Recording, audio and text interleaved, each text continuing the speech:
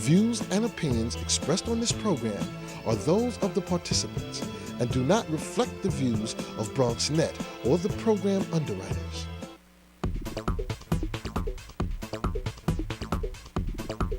BronxNet. Your voice, your views, your vision. And hello and welcome to Open, the one and only show that opens the Bronx and the rest of the world right to you. I'm your host, Darren Hyman. Today we'll update you on what's happening in and around our community as well as around the world. Coming up on today's show, we'll bring you the latest headlines in local, national, and international news. And we'll hear about how one woman has used her past to turn scars into stars, empowering females around the world. And we'll also find out about a movement to promote peace and motivate women of all ages and cultures. And a little later on our show, community organizations have come together to showcase the rich culture and diversity of our borough. We'll sit down with some of the people behind this event. So stay tuned because all this and much more is heading your way, because right now we're officially open.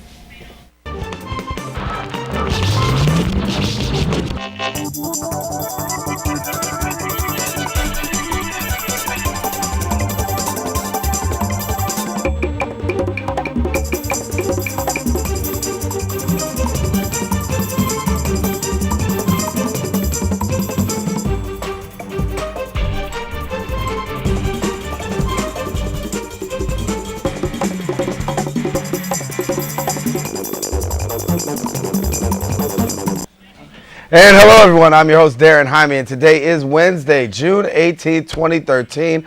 Of course, you're watching Open, the only live interactive program bringing the Bronx and New York City straight to your TV set. We want to encourage you to stay connected to us, and you can find out about us on Twitter at BronxNet TV and then Facebook at Open BronxNet Television.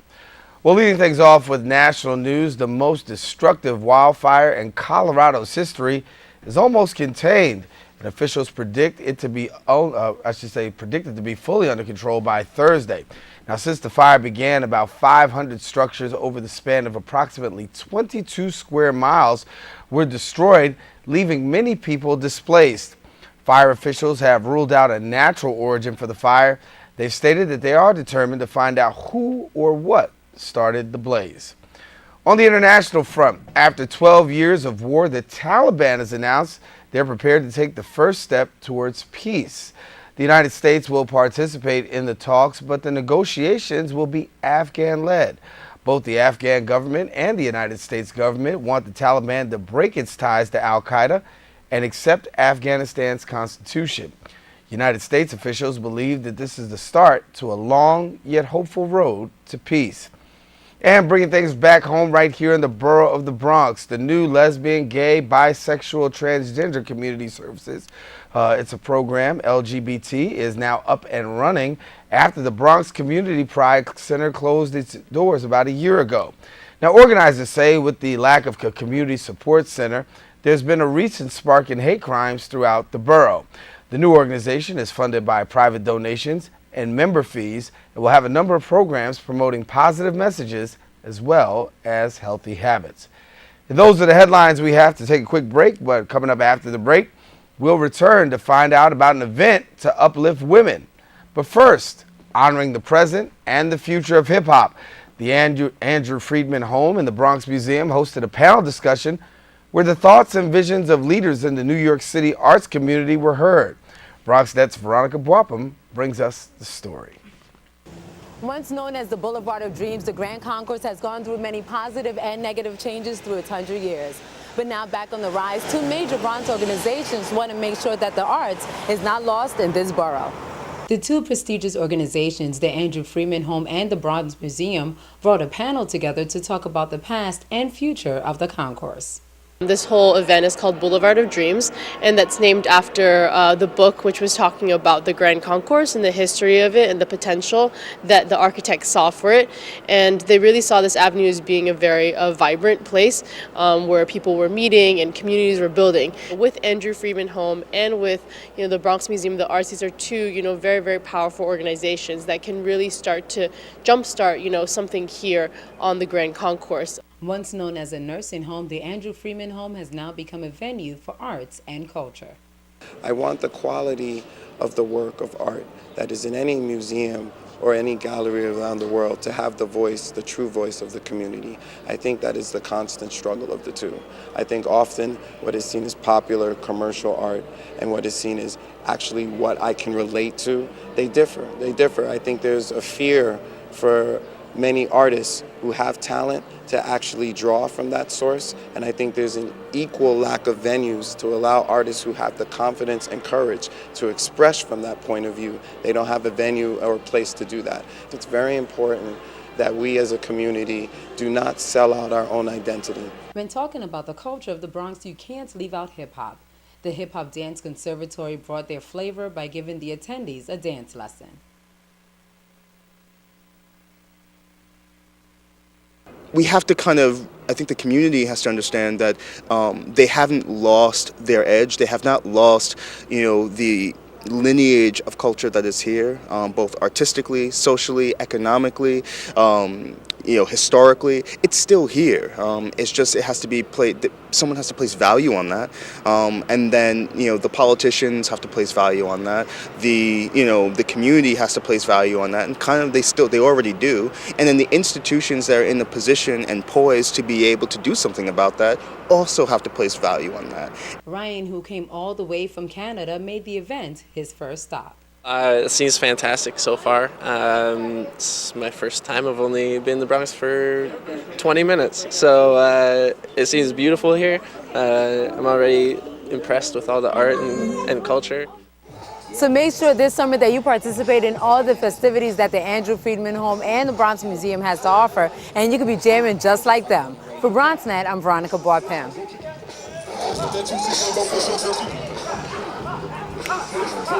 And welcome back to Open, and we're glad to have you back here with us today. And we want to let you know that on Friday, June 21st, the Real Little Italy in the Bronx will host a free concert as part of Make Music New York City's wide event. And we want you to be sure to check it out. It's on Friday, June 21st, and you can be sure to enjoy yourselves out there.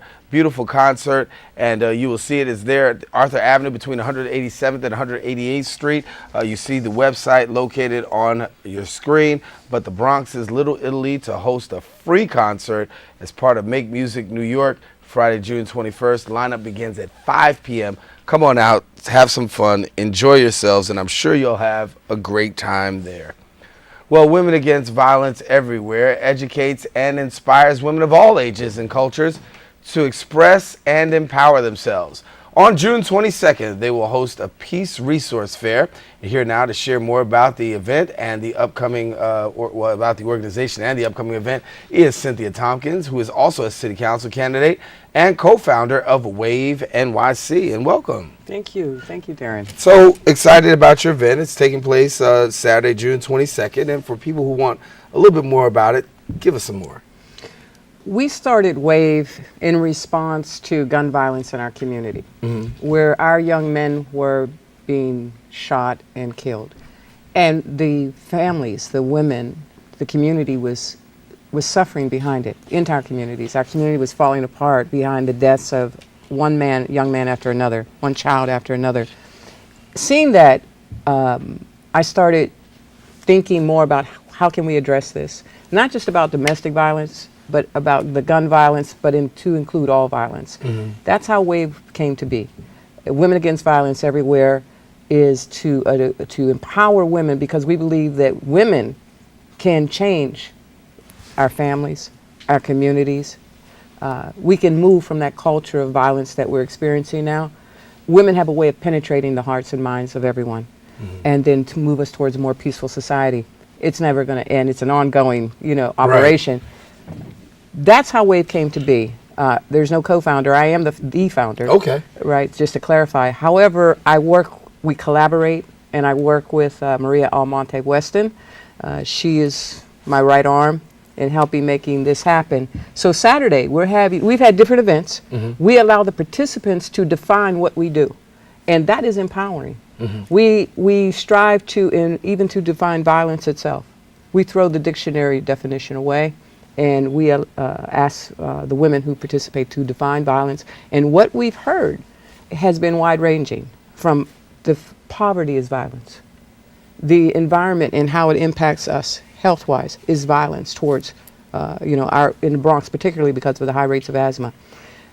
When people who are affected by or become victims of crime go to the police station or the precinct to make a report, and that lack of sensitivity is delivered by those officers, they feel re-victimized. That's violence. There were a lot of different definitions that came out, but in any time that you effectively hurt or restrain or restrict another person in living their life in a positive manner, it was viewed in a violent way. So when you talk about violence, how can we go about curbing this violence? Because you gave a lot of definitions as to what violence actually is. Because we're pretty steep on the traditional forms of violence, but as you just uncovered to many people, violence comes in many different forms. How are we educating the community on the culture? Because as I said, we're pretty much on that first foundational principle.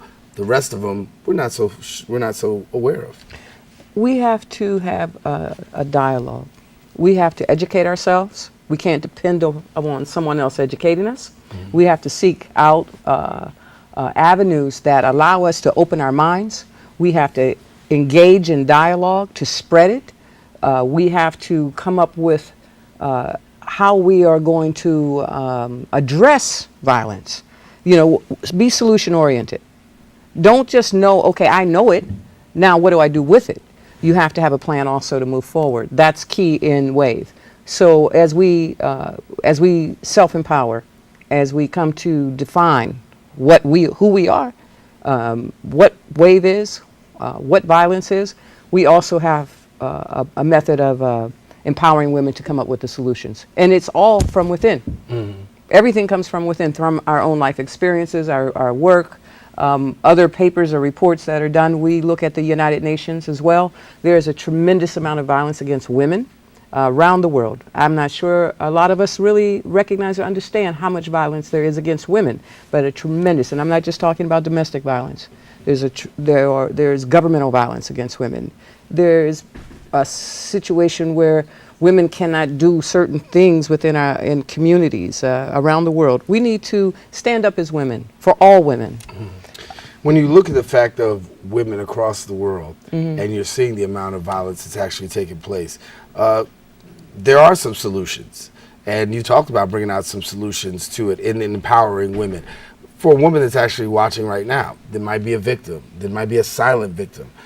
What can they do as far as the solution is concerned to deal with some of the violence that they're facing? I think we have to say no more from within first. We have to say, this is it, this is enough, I'm going to stand up for my life, I'm going to take action and move forward. But even in that, that's a hard sell right off. It is. Just to say enough. And that's true, but we have to get there. We do have to get there and begin that first step. Organizations are out in our society that help to support women to get to that place. We need to get those resources out, allow women to know that it's easy, it's okay to go there, provide support, be an ear, be a shoulder, whatever you need to be for that neighbor, for that daughter, for that aunt, mother, whatever it is, be there for them. And hate crimes, I want to talk about that. Right here in our borough, we see a lot. Hate crimes, whether they're religious, whether they're gender-based, it's prevalent. Do you find that we're getting better in the area of dealing with hate crimes, or are we as a society becoming more worse? Or worse, I should say, not more worse. I am a gay woman. I'm also African American. I'm not sure what is happening with regards to the hate violence, why the increase. We're discussing that. We do know that the more advances that we make within the LGBT community, the more we see an attack by those folks who are not in line with us being equal to the rest of society. That's one discussion that's being had. But if you look across our country, there's been a rise in violence across the board. We've had Connecticut, we've had Colorado, we've had, in the 46th precinct, I am the president of the 46th Precinct Community Council. And last night at our council meeting, the commander read off the statistics from last year's shootings to this year's shootings. We may be down a little over 50% from last year at this point. Summer's not over. We're doing okay, but we have to do better. But the rise that we had last year in violence in 2012 was over the top. And it was reflected across the nation. And it hasn't stopped. So there's something taking place that is saying to people that this is how we resort to answers. That we don't have to talk to you. We can't agree to disagree. We have to hurt you because we don't agree.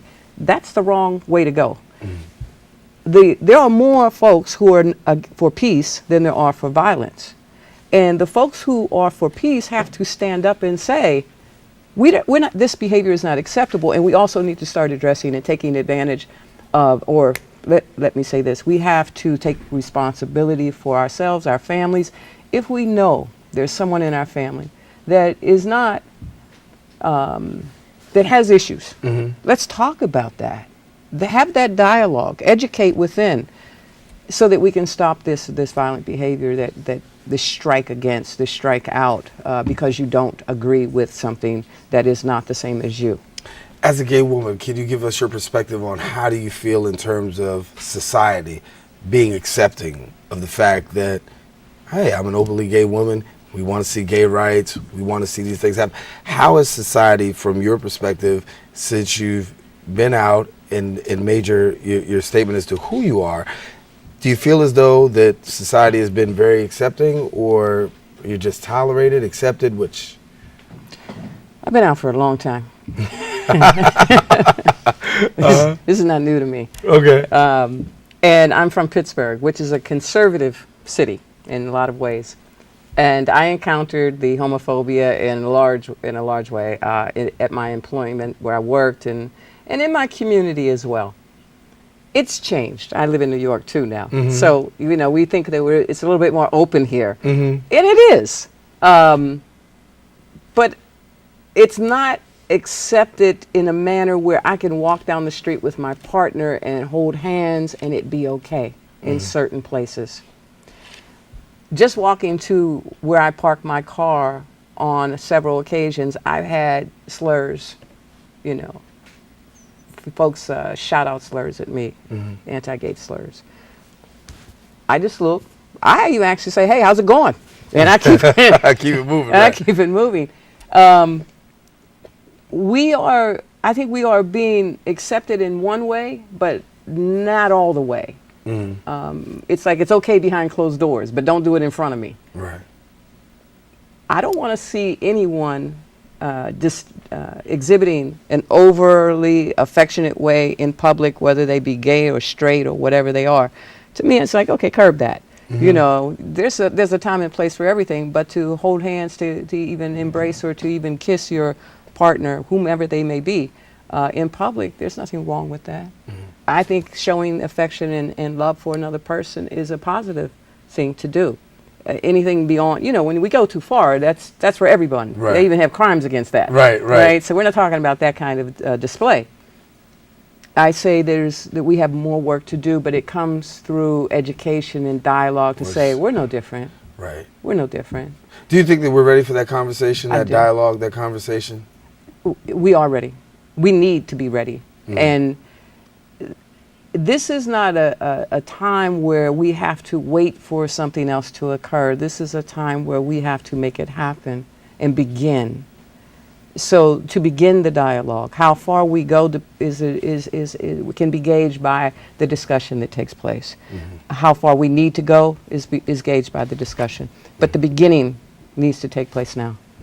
Let me take a quick break and come back with you. I just want to ask you a couple more questions. I understand that you're running for the city council. Yes. So I want to hear about that just real quickly. Thank and you. so you come back and let us know a little bit about that when we return. Okay. All right, take a quick break. We'll be right back right after this.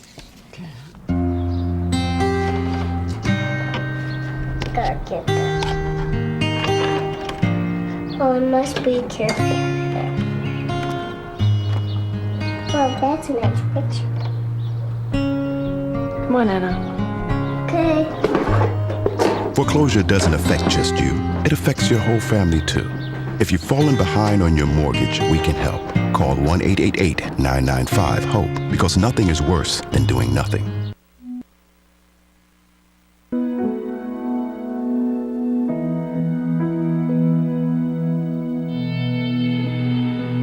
Every year, mothers lose their babies to gun crimes.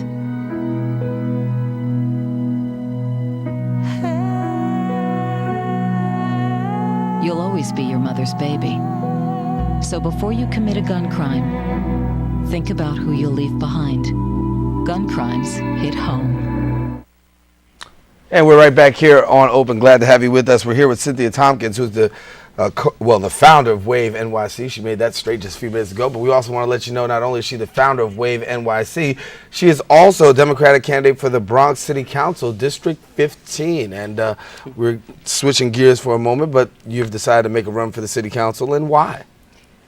Yes, and the reason is, as I do work in my community, or did and continue to do and did work in my community, I realized, that's in the Fordham area, I realized there's more that needs to be done.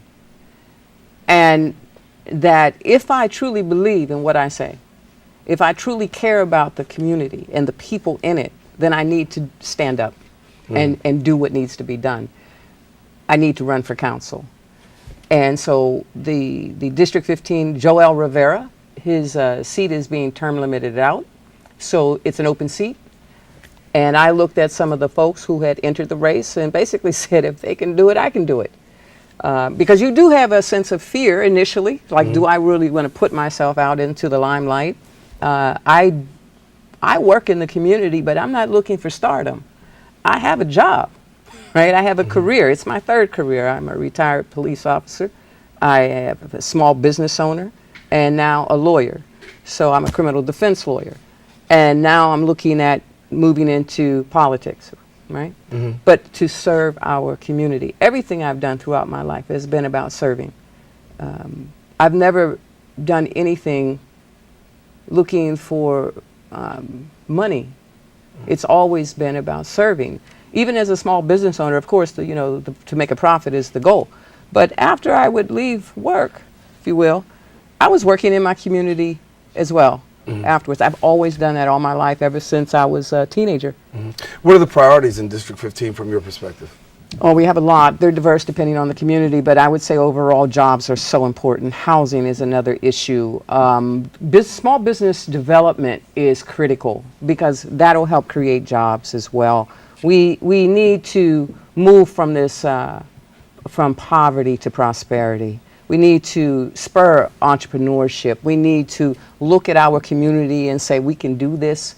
Gentrification is coming to the Bronx. I'm not sure if folks are paying attention, but it is here. It is happening. It's already here, and yeah. we are going to be in a better place if we're sitting at the table while it's happening and be a part of it, recognizing how we can do what we need to do and how it comes in, instead of sitting back and waiting for things to be done and then finding out we have to move, right?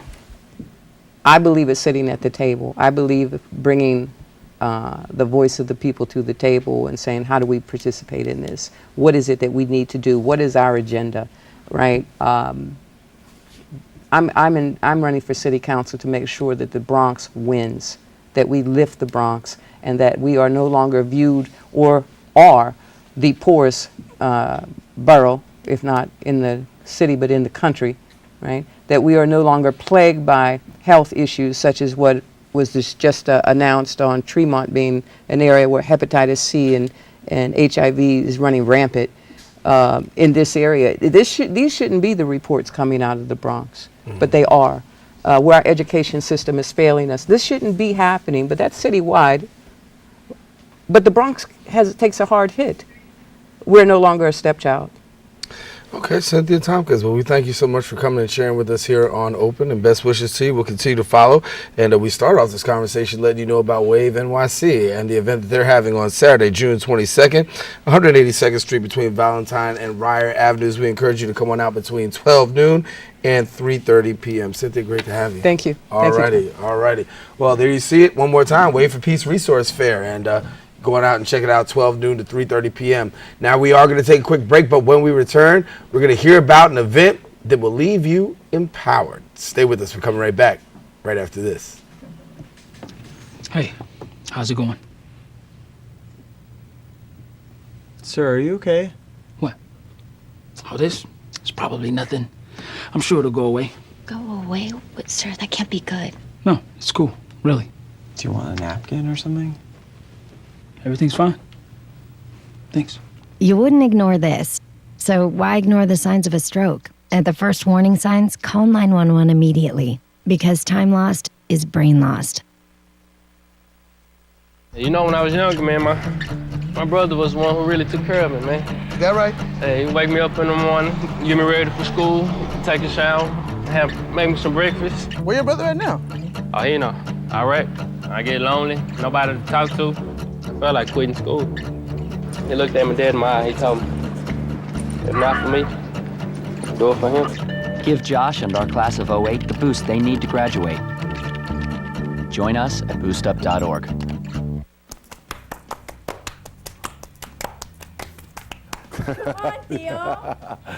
Hi, I'm Ruben Diaz Jr. I'm not just the Bronx Borough President, but I'm a father and an uncle. I can't emphasize enough how important it is for men and fathers to be a part of their children's lives. Let me talk to you about a program that's come out of my office, the Bronx Fathers Taking Action Committee, which is a committee of Bronx fathers and men formed to help uplift the institution of fatherhood while responsibly respecting the privilege of being a dad. Our mission statement is to engage, empower, educate, and encourage fathers, grandfathers, and uncles of all ages by providing them with the resources and help that they need in order to build new relationships with the leaders in our community. Ultimately, this initiative will help reinforce Bronx men as positive role models.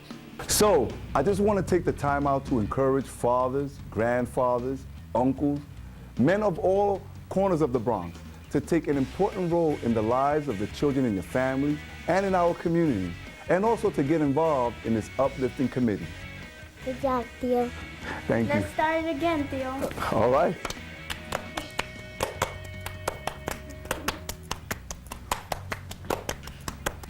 False Labels Global was founded in the Bronx with the goal to combat bullying and the devastating effects it leaves in our communities, as well as helping women around the world build self-esteem. On July 6th, they'll host their official launch and fundraiser to bring issues to light. Here to share more about this is founder and CEO Marie Claire Kuja. And we thank you so much for joining us here. Thank you for having me. So tell us a little bit about this here. So you've got a few books. Yes. And these books are based on life experience. Sure. And give us a little bit about False Labels. Okay, False Labels is about those things those stories that people tell us about who they think we are. Family members, fathers, mothers, the media, they tell us to be in a certain way. But False Labels, I use the title False Labels because I grew up in an environment where I was called a lot of names. But then I came to realize that I'm none of those names. Mm-hmm. So that is where the title comes from, false. All the names that we are called are false. There's nothing as true as a story you know about yourself, about your own beliefs. Mm-hmm. So that is where the title comes from. So yeah. As you got you have 3 books right now. Yes. So give us the titles of each of your books. Okay, the first one is Don't Let People Label You. And I came up with this title because I grew up as a teenage mother, and in my community, if you get pregnant as a teenager and out of wedlock, you are immediately stigmatized and treated like an outcast. So I was treated like an outcast, and people called me all sort of names right in my face, which affected my self-esteem a lot. But when I came to the United States, I started reading books. And through my reading, I realized that all those names they were calling me were lies.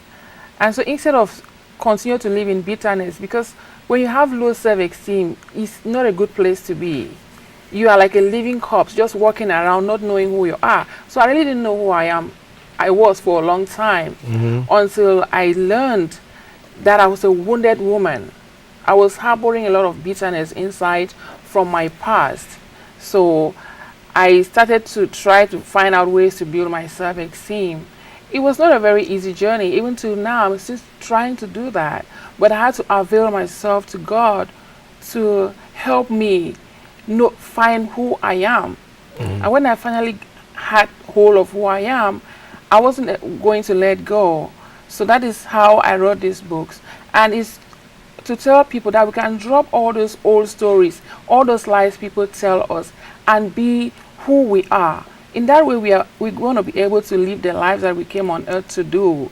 So this is about 13 people who were kind enough to give their stories, and they're all true stories about the names they were called, about labels that people placed on them, but they did not let those labels stop them from being what they are supposed to be. It's also to say that God determined our destiny, not people. People are always going to have their opinions about who we are. They're always going to call us names. But are we those names? No. Right, and for you had the personal experience of having to deal with bullying growing up, and you were the victim of bullying growing up. Give us a little bit about that, because part of your writing is turning your scars into stars, and you were able to overcome bullying. But share a little bit about your bullying experience. Okay, when I had my son, I was given an opportunity to go back to school, and while I was in school, I was circled out because I was not. Girls didn't want to be friends with me, so I was kind of isolated from the girls in my school, and even in the dormitory, because I went to a dormitory school. Then they'll call me all sort of names. They'll call me that. They'll tell me I'll never amount to anything and things like that. And those are very damaging to a teenager growing up. So the only friends I had were my little sisters, who had their own friends. So if there was something like a social gathering and my sisters are going with their friends, I was always by myself because girls didn't want to be with me. So that is my experience. Then back in the community, parents didn't want their children to be around me because I had a child out of wedlock. So they treated me like I was an outcast, and it's really painful being treated like that, being circled out and put to the corner. So that was my experience. I really didn't have like physical bullying, but it was more of the verbal abuse that I went through. Which is still bullying in itself. It's dangerous because statistics show a very high percentage of American kids who take their lives every year from verbal abuse. So it's, even for me, it's more painful than physical abuse. Because, yeah. And I want to talk about your other book, The Insight into the Life of a Browbeater. Okay. This one is the book 2, An Insight into the Life of a Browbeater. A browbeater is a bully. Here, I also had interviews with some people who were very kind to open up about their experiences with bullying. And we also have people who were bullies before, ex-bullies. Ex-bullies. Yeah, they were bullies, and they were so kind to confess and to tell us the reasons why they became bullies. Well, give us a little bit about that, because we'll give people the opportunity to get the book, but give somebody the quick insight as to why do people want to be bullies? Because we see them, but what's the motivation? Okay, the first story in the book is about a guy named Jonathan. I have to change the names anyway, but he became a bully because he was born in a family where the father beat the mother every day. He watched his dad beat his mother on a daily basis. And dads are always supposed to be role models. So this is what this child saw in the home. So he took it to the street and was a big bully until he became a member of a gang. So one day, he had bullied a child who ran onto oncoming traffic and was hit by a car and ended up having both of his legs amputated from his bullying act. And on the same day, he went to bully someone somewhere else and was arrested and spent 17 years in jail. So when he came back from jail, he was nowhere to be found. All his mates, everybody was something. Even his siblings were doctors and nurses, and he found himself that he was a loser. So this is one of the stories in here, and he came back with a bad record. He could not even find a job, but his poor mom was able to offer him a place to be. But the good news is that he turned his life around and became an advocate. He goes around and speaks to people to stop bullying, because it doesn't make you all big and mighty. It makes you a coward. And I want to get the opportunity to tell people that you'll be sharing a lot of this on Saturday, July the 6th. Yes. So let's give people the information. Now, if you've heard anything that piques your interest or you like, Marie will be out, and she'll be having some reading excerpts from her book, book signings, and they'll be taking place at the Holy Rosary Church on AD Street, and that's Saturday, July the 6th, and begins at 7 p.m., and it's going to be a very high-profile event, and it's launching a fundraiser, huh? Yes. So tell us about it. Okay, so we're going to be launching this non-for-profit organization, and I started this organization with the intention of helping young girls and women throughout the world, especially undeserved communities. And we have two focus areas: self-esteem and education. And so on that day, we're going to be doing a fundraiser, and this is what we're going to be using for our fundraising. If you buy, for any book you buy, $1 goes to help the works of the organization. So I'm calling the community to come, because we're going to also have a panel discussion with members of the community about bullying and its sometimes very deadly consequences on our youth. So after the panel discussion, we're also going to talk about some ways that we can solve the problems and implement it in our schools, our churches, and everywhere. One of the key turning points, I think, for you was the fact that you said that you were a victim of bullying. Yes. But yet and still you weren't aware of the fact that there were so many other people and women across America that really were the victims of it. When did the light come on for you that you weren't the only one? The light came to me in 2005, because that is where I really kind of had a lot of flashbacks about what I went through as a teenager. I started journaling. Through all this, I started journaling.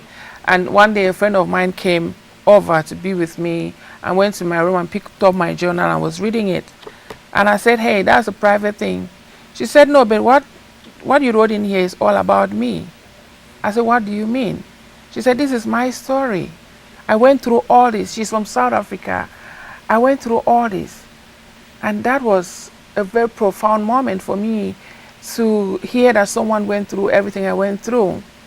So after she left, I wrote like articles about bullying and took them to my job and just put them on the table to see how women will react to it. And a lot of women, my job, I'm a nurse, so I led them at the nurses station. I had nurses from the Philippines, from all over the world, and they picked it up. Everyone read it and related so much to different things, because I read about domestic violence and many other kinds of abuse. So they related to it, and that's where I knew I got something to offer other people. I knew I could turn this into books that could help other people find a way to heal from what they've been going through. I want to show some pictures of some of our kids, some of the kids, and Yes. give us an idea, or give us a little bit of a better perspective as to what we're seeing right here. And here you go. Yeah, these are students in my village in Cameroon. The books were donated. I sent my parents to go and donate the books to the schools, and that would be book 2 that was donated to them. And they already started using the books in their schools, and it's really helping them a lot, because they too don't really know what self-esteem is all about. But now they get to know that they better watch their words, because it does affect other people. And also, I make them know to do unto others what you want others to do unto you. So it's really been very helpful. And this is another college also back home where the books were donated. So what's the response been from kids who've actually had the opportunity to read them? It's tremendous. They call me from Africa, which is very difficult to call, crying. That the book, and expensive. Yeah, and it's expensive. So they call me crying that the books has really changed their lives. And that's really amazing to hear that what I'm doing is helping other people to realize that they can just be who they are instead of trying to fit into the status quo. Yes. So now if people want to find out more about your books or get a copy of your books, what do they do? The books are sold on Amazon.com and BarnesandNobles.com. But if people want to buy like in bulk, they could call me. I think I gave my number to Sharon. Yeah, the number's on the bottom of the screen. Yeah. We'll get it up there for you. Mhm. And they'll have the opportunity to call and do that. So Saturday, July the 6th is the day. Are you excited about that? I'm really excited. It's a big day, yes. I'm really Before we go, I excited. want to get to talk to you about NGOs and the emphasis on education. Why the emphasis on education and services? The emphasis on education is because I was raised by a mother who happened to be one of those little girls who was sent into early marriage. and her bride price was used to pay the school fees for her brother. She didn't go to school. So I watched her like a mother struggling and going to the farm instead of, having a secular job. So one day I asked her, why didn't you go to school? I see your age mates as nurses and teachers. And then she explained to me that her dad did not send her to school. And that was really painful for me. However, she educated herself even when she already had me and my siblings. And then education is also very important for me because I was given that opportunity to go to school. So coming from a third world country, I know it's very important. If you educate a girl child, you're not only educating her, you educate her, her family, her community, and the whole world. And so this is my way of giving back because I was given an opportunity. So I want to look back and give back to people who did not have a chance to go to school. I want them to step out of the shadows of victimization into a light of civilization and of peace and activism. So this is why I think education is very important. And if you educate a girl child, she becomes an educated mother. Right. Because she knows the importance of education, she will educate her children. And like in most third world countries, a lot of things go down when a mother is educated. Malaria goes down, tuberculosis goes down, child mortality goes down, poverty rate goes down. All of these things go down. And on the other side, we have improved in maternal health, we have improved in health care. So you can see that there's a need to educate a girl child. It's really huge. Since you've been here in the United States, what's been the difference for you in terms of giving you the insight and helping you to do what you're doing right now? Because you're sending a message, yes, and you're letting your message shine. And as you said before, up until 2005, that's really when the light went on for you, that you understood that there was a better way. Give us a little more. The United States has really been so kind to me. I think God had a reason for making me come over here because I've learned so much. I've learned that we can be who we are. We don't have to apologize for being ourselves. And I've learned that God created me very unique. And when he created me, he blessed me with something. I have these gifts and talents. They're not only for me. They're meant to help impact other people's lives. So that's why I'm praying so much I can be able to reach back and give other people the opportunities that I've had being in the United States. It's really been a blessing. So for people who want more information, we want to put up the information one more time that you can be able to get a copy of Marie's books, be able to talk about false labels and read about them. Certainly very interesting topic, and it comes from personal experience.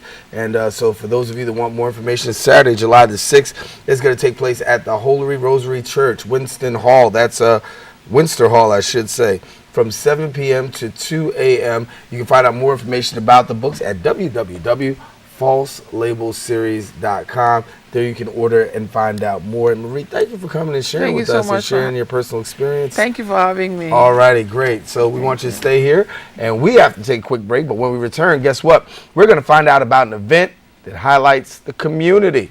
You'll hear about that when we return.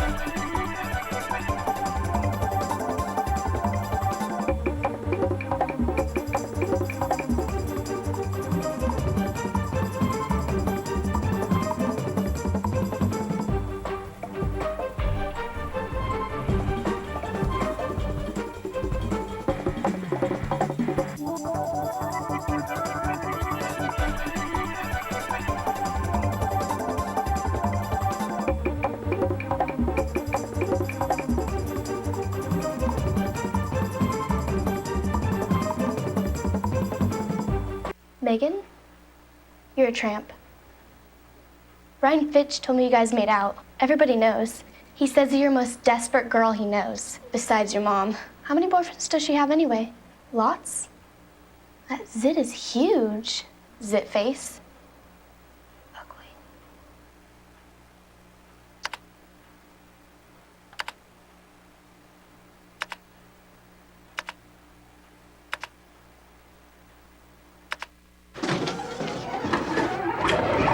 How you doing? Hi.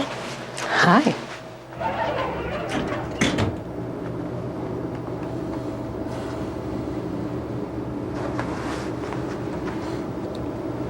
Have a nice day. You too. Thanks. If only child abuse were this easy to recognize. If you even suspect abuse, call 1-800-4-A-CHILD. All calls are anonymous and confidential. Trust your instincts.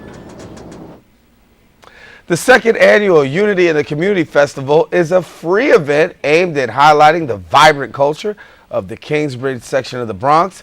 And here now to share more about the event is Christian Ramos, who is the Vice President of the Kingsbridge Road Merchants Association, and we welcome you to the show. Good morning. Good morning. So, very exciting time for you guys. Oh, yeah, we are very excited. We have a big team producer who do this free event for the community. It's our second year, and we are very excited. As you said, it's the second year. People Second who are in year. the Kingsbridge area will have an opportunity to take part in this festival. And so for those people who don't know what the festival is all about, give them a little bit of insight. All right, last year we started with our first festival, and we did it with a couple business owners and some part community to do an aqueduct. But this year, what we try to do is some 3 times bigger, involved with a lot of more small business owners in Kingsbridge Road, from Grand Concourse to Sedgwick Avenue, all the way on Kingsbridge Road. And we have put this free event. Thank you to Community Board 7 and 8 give you the permit to do this event.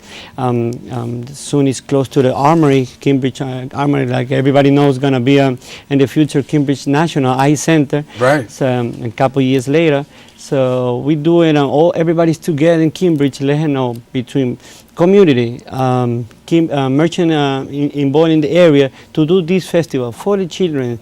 We're going to have a big stage too. In this stage, we want to have people opportunity to sing, to do the performance inside. So we are very, very good now. Really? So when you talk about the Kingsbridge Festival, obviously it's a collaboration of a lot of the merchants and the businesses that are out there. You got some beautiful businesses in the area. Talk about the ability to come together, and you guys really are working together, huh? Yes, we like I could tell you is this: everybody put a piece of something.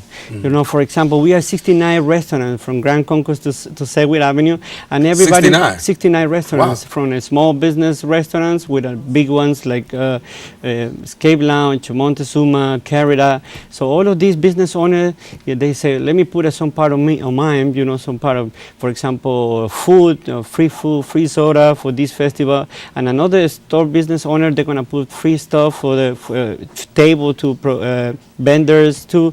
You know, so everybody's put a little piece of something, and this is what happened. That's what we did it today. We're gonna do the in the future, because this I don't want to be just the second one. We would like to hold the third, the fourth, every year as soon as is possible, and people can come inside and showing up more.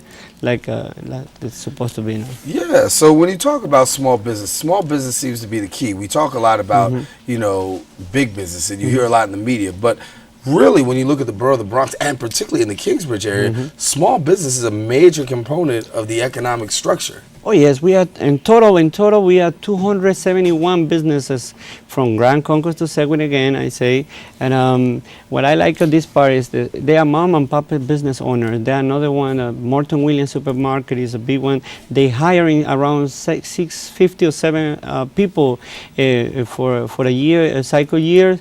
So we're talking about a lot of business owner, and also we are around a lot of people who work in these places and these business owner. And only that, when we have a new business owner, this is the part of the work that we're doing as a non-profit association, is to help the new business owner come to the area. When they come to the Kingsbridge Road, they don't know even sometimes where is Ford and where is Kingsbridge, but they have a capital to go and open a store in Cambridge Road, that's our job, to introduce them, to let them know they are Lehman College to promote your business. They are SBA office in Lehman College to give you some loan.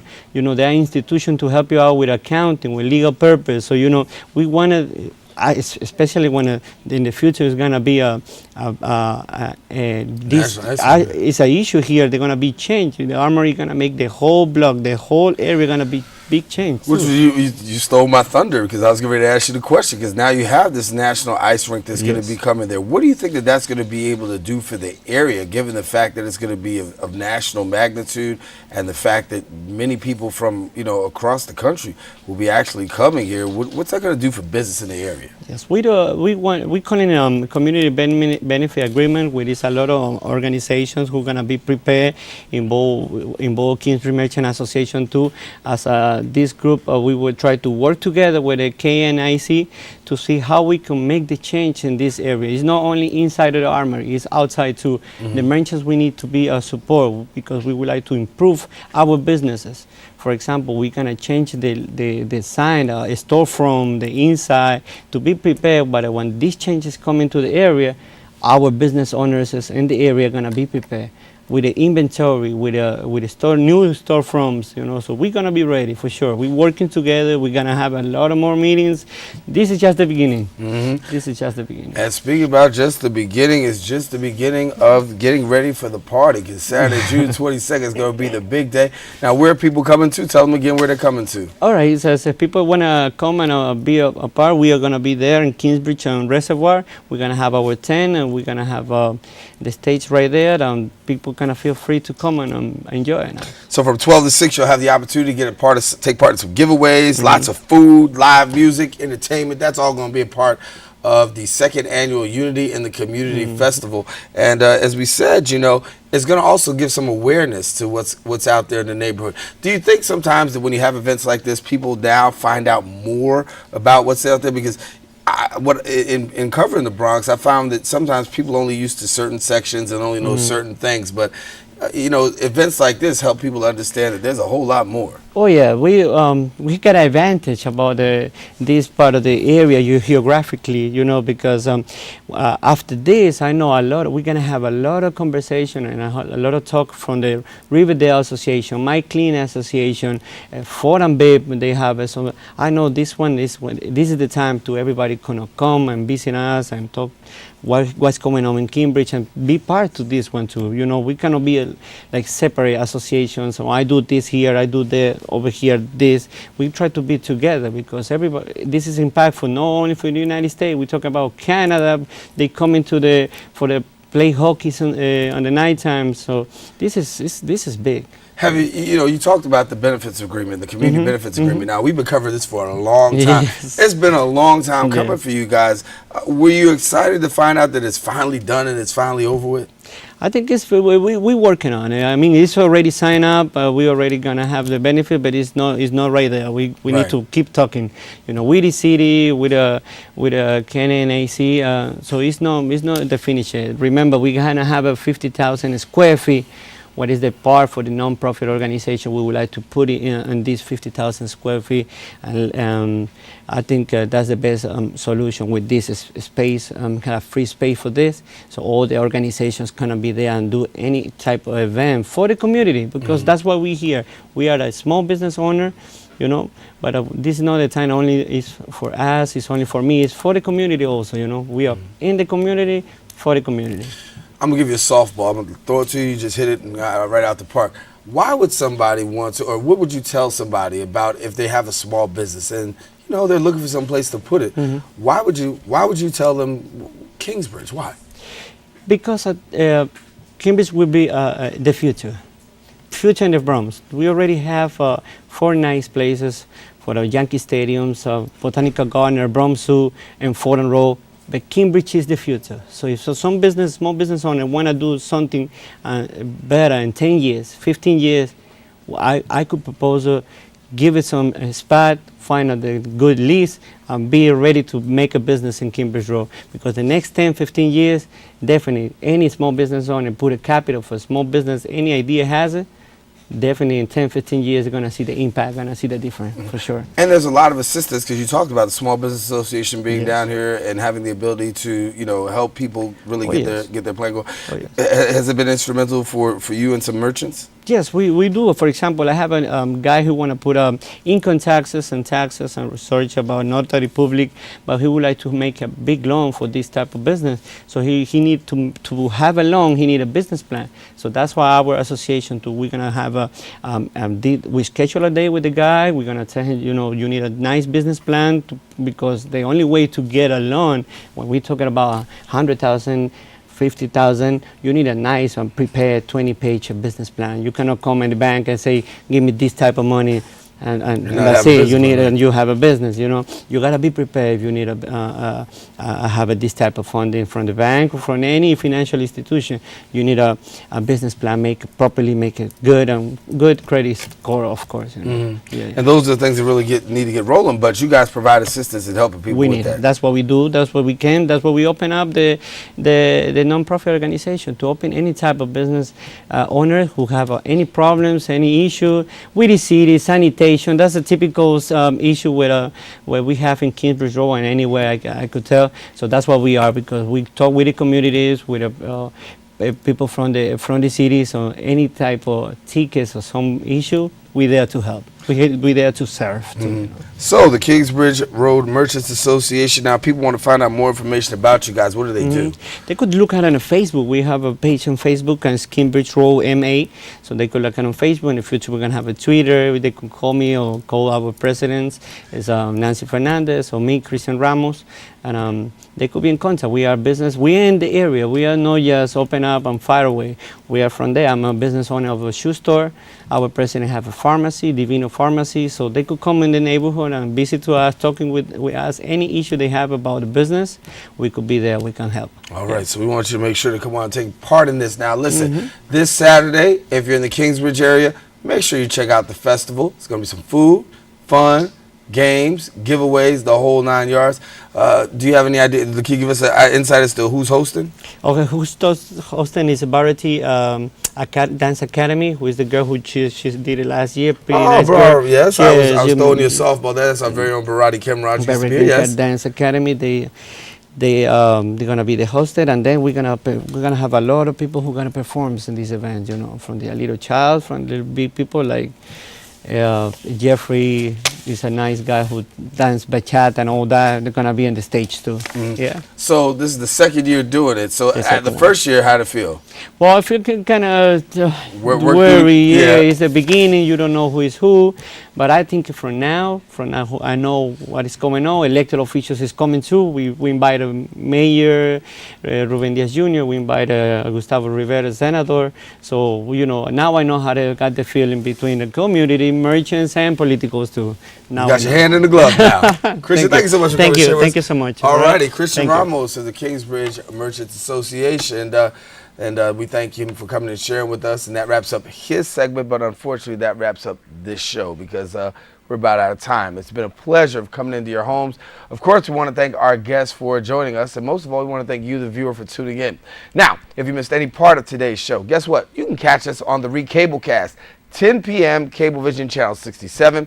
If you're watching Verizon Fios, that would be Channel 33. Now, if you have a desire to watch us anytime, all you got to do is go onto the web, www.bronx.org. And we encourage you to have a great week. Don't forget to keep your heart, your mind, and most of all, this channel wide open. Darren Jaime saying take care and God bless. We'll see you soon.